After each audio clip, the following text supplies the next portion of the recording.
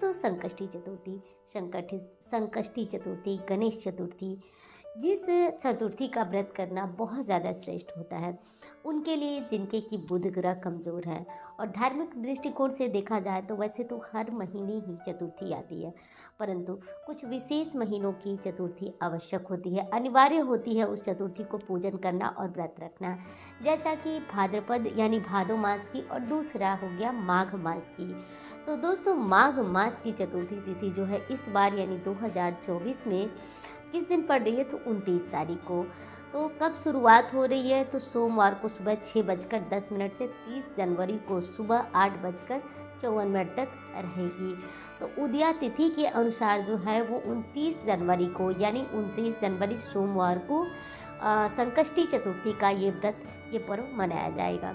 अब देखिए बहुत सारे लोग इस व्रत को रखते हैं। निर्जला व्रत रखा जाता है सुबह से ही, और रात को चंद्रमा को अर्घ्य देने के बाद इस व्रत को खोला जाता है। वहीं पे कुछ स्थानों पे यानी बहुत ज़्यादा स्थानों पे इस व्रत को नहीं किया जा सकता है, लेकिन व्रत नहीं करने का ये कतई मतलब नहीं है कि हम इस दिन का लाभ न उठाएं।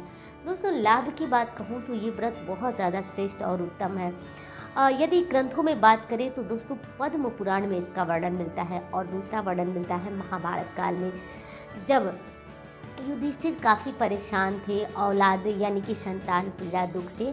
तो श्री कृष्ण ने उन्हें सुझाव दिया कि माघ मास की संकष्टी चतुर्थी का व्रत करें, और सबसे पहले जो था वो युधिष्ठिर ने ही ये व्रत किया था संकष्टी चतुर्थी का। मैं क्यों आपको ये बता रही हूँ, तो दोस्तों कोई भी चीज़ हमेशा आपसे कहती हूँ कि पहले जान लेंगे समझ लेंगे तभी तो उसमें आपका विश्वास आएगा। विश्वास जब आ जाएगा तब आप कोई काम करेंगे तो आपको बहुत अच्छा फल मिलेगा। तो पहले तो ये चीज़ जान लीजिए कि ये व्रत कितना पावरफुल है, जिसका कि वेद पुराणों में और यहाँ तक कि देवता भगवान श्री कृष्ण ने स्वयं इस व्रत की बारे में कहा कि इस व्रत को करने से संतान संबंधी सभी पीड़ाएं दूर होती हैं। तो ये बात जो है हमारी बिल्कुल स्पष्ट हो गई। किस दिन है, तो 29 जनवरी 2024 को हम संकष्टी चतुर्थी का व्रत करें। अब चलिए जान लेते हैं एक छोटी सी और महत्वपूर्ण बात कि आज जो है चंद्रोदय कब हो रहा है। तो दोस्तों इस दिन चंद्रोदय का समय जो है वो रात को 9:10 तक है, 10 मिनट के बाद है, यानी कि इसके बाद ही चंद्रमा को अर्घ्य दिया जाएगा।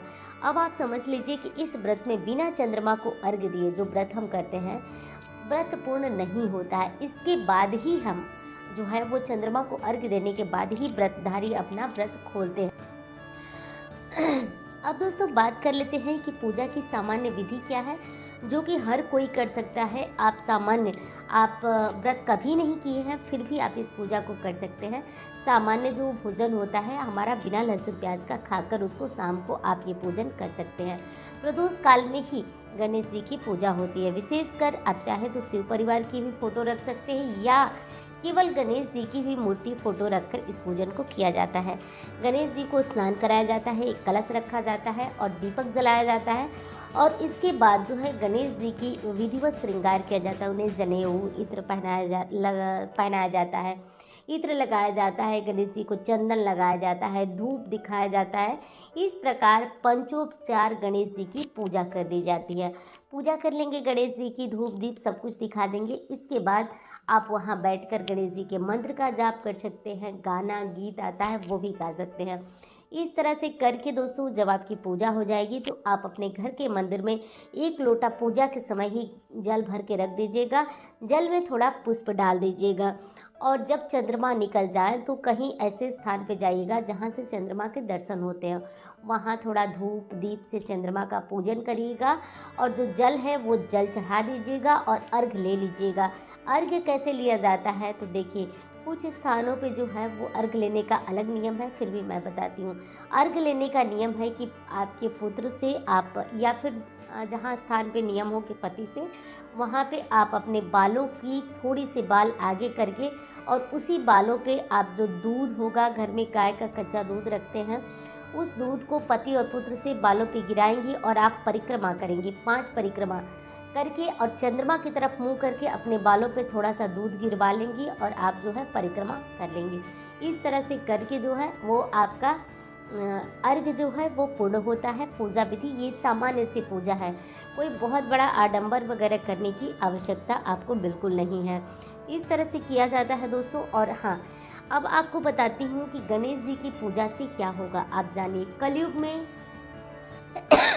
सॉरी दोस्तों, आपके लिए वीडियो जो है वो बहुत ज़्यादा ज़रूरी होती है, क्योंकि व्रत त्यौहार के एक दिन पहले आपको सामग्रियाँ इकट्ठा करना पड़ता है। इसलिए रात हो या समय कोई भी हो, वीडियोस बनाना पड़ता है। तो आप लोगों को बातें पसंद आ रही हैं, हमारा काम पसंद आ रहा है, हमारी मेहनत पसंद आ रही है, तो वीडियो को लाइक भी किया करें दोस्तों। आपके लाइक से मैं काफ़ी मोटिवेट रहती हूँ। और हाँ, चैनल को आपने अब तक सब्सक्राइब नहीं किया तो आप इस चैनल को ज़रूर सब्सक्राइब कर लें। इस चैनल पे आपको इस तरह की महत्वपूर्ण जानकारियाँ प्राप्त होंगी। अब देखिए, एक चीज़ आपको बता दूं कि जो बच्चों में वाणी दोष उत्पन्न होता है, यानी कि उनकी बातों को आप देखेंगे तो बहुत भारी गंभीर स्वर में बोलना, माता पिता को कुछ भी कह देना, या फिर कुछ बच्चों की आवाज़ सही नहीं है तुतला करके बोलना, काफ़ी लंबा टाइम हो गया, डॉक्टरी इलाज वगैरह भी चल रहा है, इस तरह की परेशानियां हैं। या संतान जो है वो मार्ग से विमुख हो गई है, वो आपका कहना नहीं मान रही है, फिर भी आप ये सारे उपाय करिए।